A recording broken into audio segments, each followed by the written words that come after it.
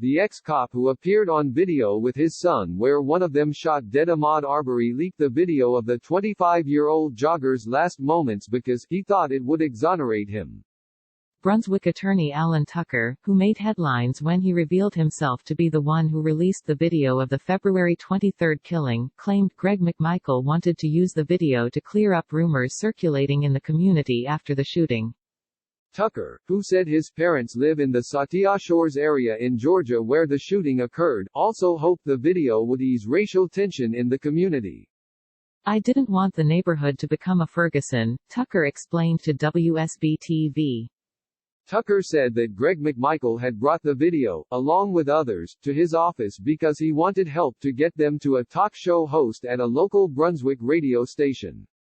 The older McMichael went to his lawyer pal as a friend and not as a potential client, the attorney said. Tucker told the local station that the young man, Arbery, did not deserve to be shot, but would not comment on the charges brought against his friend or Travis McMichael. "There was no reason in the world for Travis to pull a shotgun out of a damn truck. None," Tucker added. But in an interview with Inside Edition, earlier in the month, Tucker was singing a different tune. "I really thought releasing the video would put the truth out to the public," Tucker stated. If he, Arbery, had just froze and hadn't done anything, then he wouldn't have been shot. Arbery was killed February 23 after the father and son pursued him when he jogged past their yard just outside the port city of Brunswick. The McMichaels have been jailed on murder charges since May 7. The elder McMichael told police he suspected Arbery was responsible for recent break-ins in the neighborhood. But local police have said there have been no break-ins in the area for the last couple of months. The video fueled a national outcry not just over the killing but also that more than 2 months passed before arrests were made. Lee Merritt, a lawyer representing the Arbery family, took to Twitter on Saturday to share that local police had given a property owner the retired officer's number in December to report when people were on his property. Police told the homeowner where #Ahmaud Arbery was last seen to contact Greg McMichael if his cameras caught someone on his property, he said in the Saturday tweet. McMichael in turn gathered a posse and began hunting for Ahmaud, or someone who fit his description, catching up with him on February 23, killing him.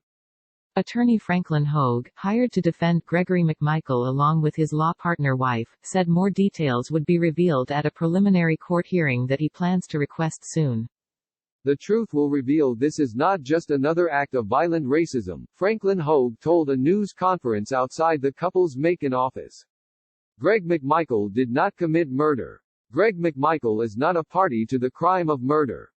Chris Stewart, an attorney representing Arbery's family, derided the older McMichael for having possession of the video. He had that tape by himself. He delivered it. We have questions about the length of it, the lawyer said. He later added, "I have no doubt that Mr. McMichael and his son believe what he did was okay.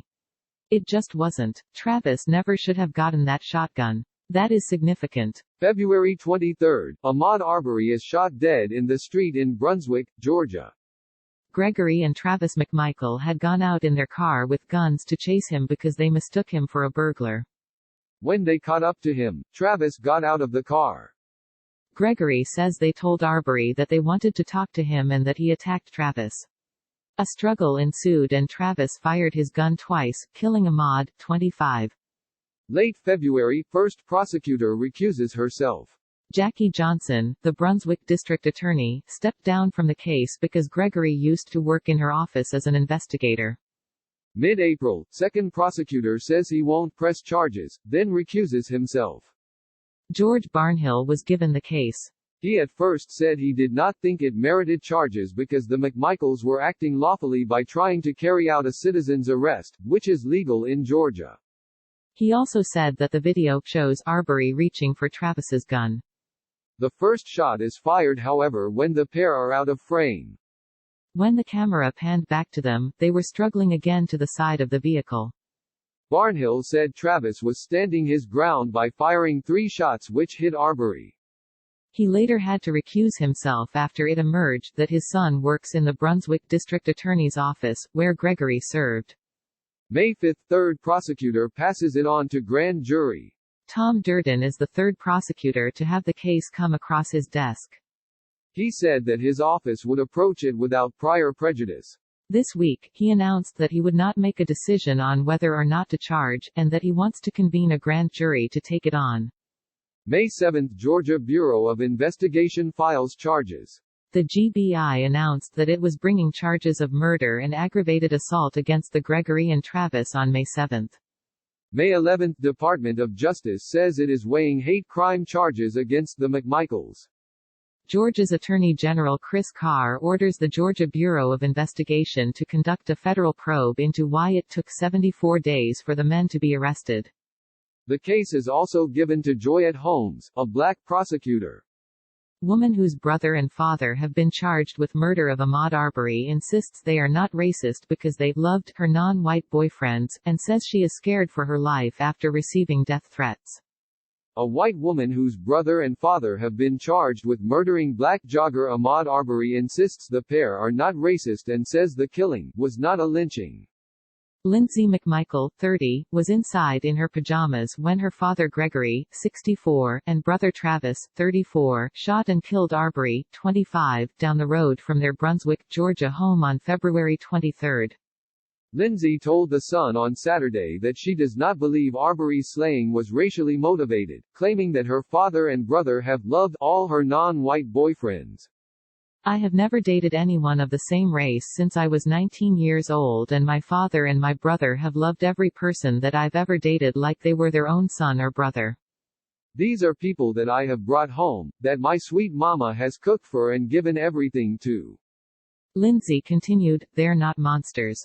This wasn't a lynching. Do I think mistakes were made? Absolutely, but look back on your life. How many mistakes have you made? Gregory and Travis trailed Ahmaud Arbery in their white pickup truck on February 23, before shooting him. The pair alleged they thought Arbery was responsible for robberies in their neighborhood. Lindsay says she rushed outside when she heard gunshots down the street, and recalled the harrowing scene in her interview with The Sun. I ran out to see what was going on. I had no idea. There was a firefighter I knew, so I made a beeline to him and asked, "Are my father and brother okay?" And he said yes. Lindsay says she saw Travis's clothes splattered with Arbery's blood, and saw terror in his face.